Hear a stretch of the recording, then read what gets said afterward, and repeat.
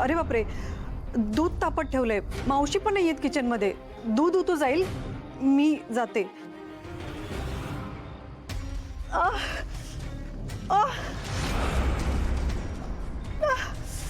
तुझं हे जे काही पुतणी प्रेम उतू चाललंय ना, ते मला चांगलं समजतंय अपर्णा. मला दूधखोळी समजू नकोस. पृथ्वी माझा भाऊ आहे म्हणून आजपर्यंत तुझ्या खोड्यांकडे मी दुर्लक्ष केलंय. पण याच्या पुढे जर तू माझ्या मार्गात आडवी आलीस तर तुला कायमची आडवी केल्याशिवाय राहणार नाही मी. हवं तर तुझ्या नवऱ्याला माझा इतिहास विचार. नंदका, तसं काही नाहीये, तुमचा काहीतरी गैरसमज होतोय. गैरसमज? मागच्या वेळी तू, श्रावणी आणि शुभ्या तिघांनी मिळून मला आजारी पाडलत. हा, विश्वंभरला घाबरवलं, त्या गुरुजींना खोटं सांगून श्रावणीचं लग्न मोडलं. त्यावेळेला ना तुमची वेळ चांगली होती आणि मी थोडी गाफील होते. मला वाटलं नव्हतं माझ्या घरातलेच माझ्यावर उलटतील म्हणून. पण आता तसं नाही होणार. आता तुमच्या प्रत्येक श्वासावर माझी नजर आहे. नंदका, तसं काही नाहीये, सोडा माझा हात. आता सोडतीये, पण जर का तू त्या श्रावणीला परत मदत केलीस तर तोडीन.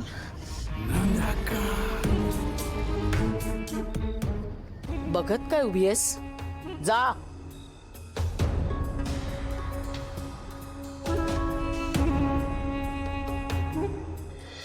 हे बघा, टंचाई असेल ना तर ती उद्योगांना सोसायला सांगा, पण विद्यार्थ्यांचं पोट मारू नका.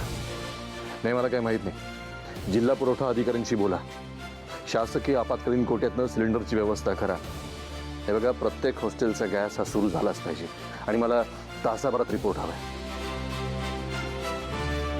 उत्तम निर्णय घेतलास भैया. यामुळे ग्रामीण भागातल्या मुलांना तर आधार मिळेलच, पण बाहेरून आलेल्या मुलांनाही त्याने आधार मिळेल.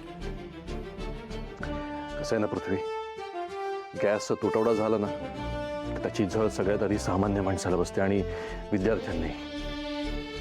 खरंय भैया, पण भैया फक्त कोटा रिलीज करून हा प्रश्न नाही सुटणार. सप्लाय चेनमध्ये अडथळा येऊ शकतो, त्यावर तोडगा काढायला हवा, कारण हा प्रश्न काही दिवस तरी चालेल. काय करू शकतो आपण यावर? आपण ना ज्या हॉस्टेलमध्ये पोचायला गॅसला उशीर होतोय तिथे ऑनलाईन शिक्षण सुरू करू आणि त्या मुलांना घरी पोहोचवण्याची जबाबदारी आपण घेऊ. पण तोपर्यंत जी मुलं हॉस्टेलमध्ये त्यांच्या जेवणाचं काय करायचं? हॉस्टेलमध्ये असणाऱ्या मुलांसाठी आपण कोटा रिलीज करून सिलेंडर देतोच आहे ना. लागलीच तर कम्युनिटी किचन, अन्नछत्र संस्था यांना आवाहन करू. आणि आपल्या शहरापुरता जर विचार करायचा असेल ना भैया, तर आपल्या घरून जेवणाचे डबे पाठवू, मतदारसंघांमध्ये सांगू.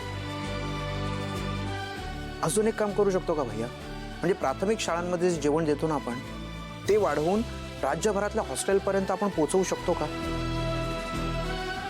त्याने काय होईल भैया, गॅसची वाट न बघता गरम गरम अन्न मुलांच्या ताटात पडेल. कल्पना चांगली आहे पृथ्वी. एक काम कर, राज्यामध्ये जेवढी हॉस्टेल्स आहेत ना त्याची एक लिस्ट काढ, विद्यार्थ्यांची संख्या काढ आणि एक ड्राफ्ट तयार कर. आपण लगेचच शिक्षण विभागाकडनं एक सर्क्युलर काढूया. हे बघ, कोणाचीही आबाळ होता कामा नये. मामा, मामा, अरे मामा, मामा, मॉमला वाचव, मॉमला वाचव ना. काय झालं? काय झालं नंदक्याला? तिने तिच्या रूम मध्ये विष खाऊन. विष खाऊन? नका. नाही, म्हणजे त्यांना इंजेक्शन दिलेलं आहे, काळजी करण्याची काही आवश्यकता नाही. मी औषधं लिहून देतो. नाही, फक्त काय, त्यांना आरामाची खूप आवश्यकता आहे. त्यांना कसले त्रास होणार नाही आणि कुठले टेन्शन होणार नाही ना, फक्त याची काळजी घ्या. हां, थँक्यू डॉक्टर. ओके. पृथ्वी, डॉक्टरना सोडून ये. हा, या ना डॉक्टर प्लीज. अच्छा.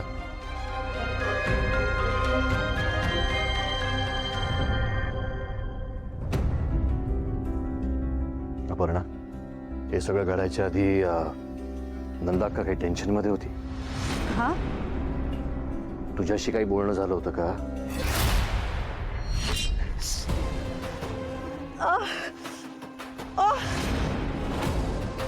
तुझं हे जे काही पुतणी प्रेम उतू चाललंय ना, ते मला चांगलं समजतंय अपर्णा.